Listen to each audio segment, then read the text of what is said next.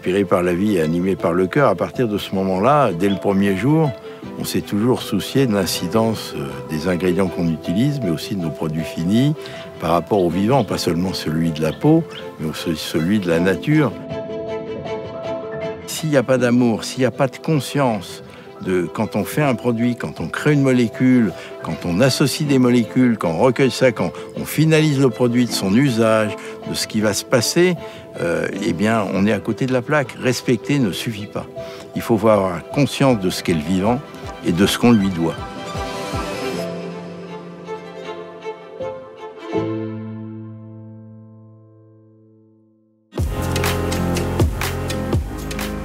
So we are speaking about the impact of chemicals in the ocean in general. We have a lot of pesticides, herbicides, which are used in common agriculture. And these chemical products go into the ocean and have a tremendous impact in the biodiversity and into the animal life. Of course, the impact of the cosmetic products which are intended to be used in a close environment to corals is important. And in that case, we are thinking about UV product, cosmetic product containing UV filter.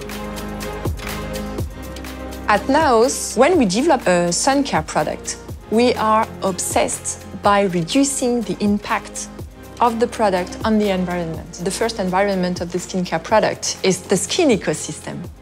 So the first things we do, it is really to evaluate the impact of the product, of the security and the tolerance for the skin. And then what we want to do, it is really to study the impact on the aquatic ecosystem. Because when you use a sun care product, you go to the sea, you take a bath, and the product can be in contact with the seawater, with ocean, lake. And so what we want to do, it is to be sure that the product won't be in contact with the environment. It is why, for all our products, we want to have a very high water resistance. And then, if a small quantity of the product can be in contact with seawater, for instance, what we want to do, it is to study the impact on the sun care products on the environment. We have performed 3 kinds of tests on the coral, on microalgae, seaweed, and the third one on the freshwater plankton. Because at the end of the day, when you take your shower, well, the contact of the sun care products won't be anymore ocean or sea, but directly in the water cycle. All the sun care products of our 3 brands, Bioderma, Institut Estederm, and Etapure, have passed those 3 tests, and we are very, very proud of the results we obtained.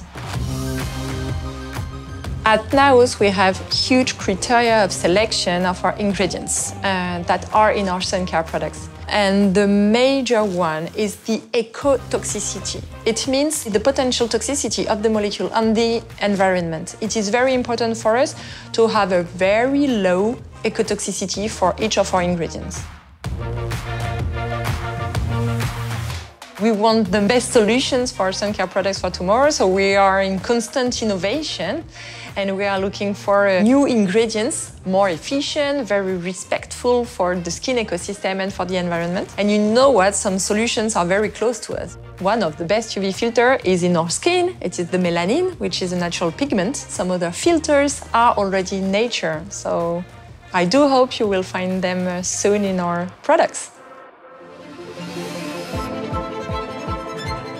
We have to remember that there are some very important areas such as Posidonia, such as coral reef, such as mangroves area, which are very important for biodiversity and marine life.